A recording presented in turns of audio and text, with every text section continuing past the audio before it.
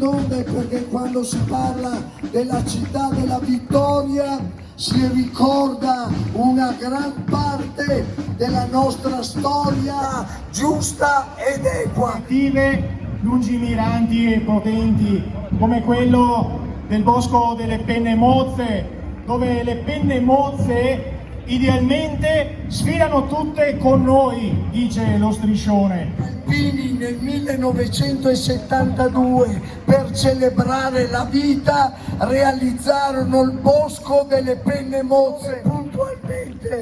Puntualmente a fine agosto gli alpini trevigiani si ritrovano a pregare, a costruire Lo striscione profondo che ci parla di dovere, ci parla di cime e ci parla dell'importanza di sentirsi parte di una famiglia. Consente di alzare lo sguardo e guardare le cose da una prospettiva diversa, per consentirci di osservare la direzione nella quale stiamo indirizzandoci. Là hanno ritrovato l'onore, la gloria, l'amore, hanno ritrovato quell'energia che gli porta sulle balze del rifugio Vittorio Veneto, li porta e naturalmente l'insegnamento.